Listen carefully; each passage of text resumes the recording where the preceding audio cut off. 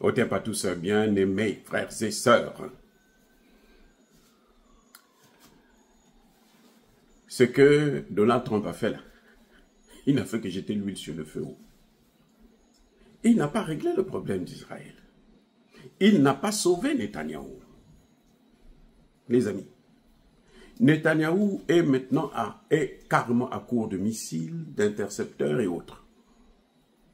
Entre-temps, la population fuit. Bon, dites-moi, à quoi ça servait cette opération?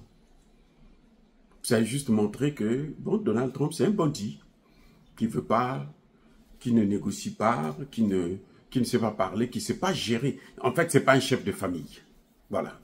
Parce que vous savez, gérer un État, là, c'est comme si on gère la famille. Oui, gérer un État, c'est ça. C'est une famille, mais une plus grande famille.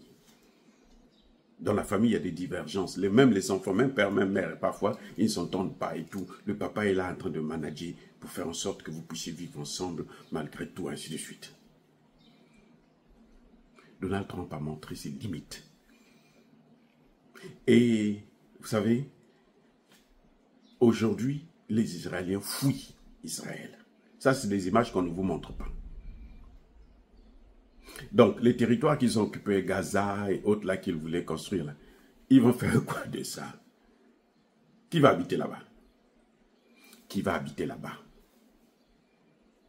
Oh, le gouvernement de Netanyahou qui est dans un bunker? Ouais, écoutez, c'était pas ça la solution pour Donald Trump. C'était pas ça, c'est pas une solution, c'est une fuite en avant qu'on appelle ça. C'est une incapacité à régler les vrais problèmes des États-Unis. Et je vais vous le dire, le problème des États-Unis, là, c'est pas ce qui se passe en Israël, en Iran. Les problèmes des États-Unis, c'est profond, ce sont des problèmes économiques qu'il ne peut pas régler en faisant ça, c'est guerre. Au contraire, il aggrave la situation des États-Unis. Il aggrave la situation, les amis. Il ne règle rien. Donald Trump ne règle rien.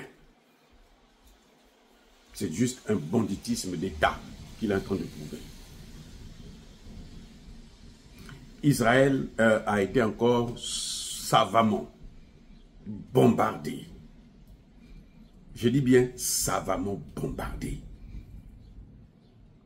Je comprendrais que Donald Trump envoie plus d'intercepteurs, de missiles, antimissiles, de systèmes de défense les plus performants pour que quand Israël envoie, ça ne touche pas Israël. C'est ça la vraie protection. Pendant que ce temps, lui, il essaie de négocier avec eux, ainsi de suite. Mais lui, il préfère rentrer dans la guerre, dire, bon, moi aussi, je veux me battre. Non, tu es au-dessus. Tu es au-dessus d'Israël, tu es au-dessus de l'Iran. Tu ne peux pas te rabaisser à ce niveau. Tu ne peux pas te rabaisser à ce niveau, les amis. Encore que ce qu'il a dit, les frappes étaient excellentes. Lui, son mot, il aime ça. Chez lui, tout c'est excellent. Les frappes, les premières frappes d'Israël, l'attaque, la première agression d'Israël, c'était excellent. Regardez ce que ça a donné. Là aussi, il dit excellent. Le résultat.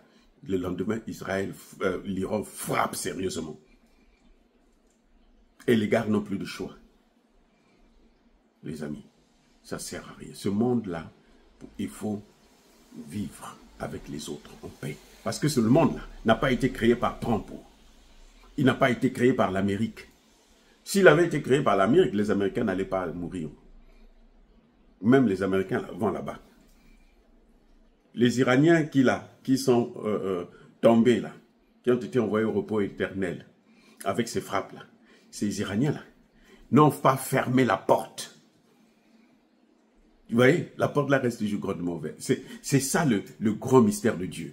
C'est que vous ne pouvez pas passer au-delà. Vous ne naissez pas sans lui, vous ne partez pas sans lui. Les amis, soyez bénis.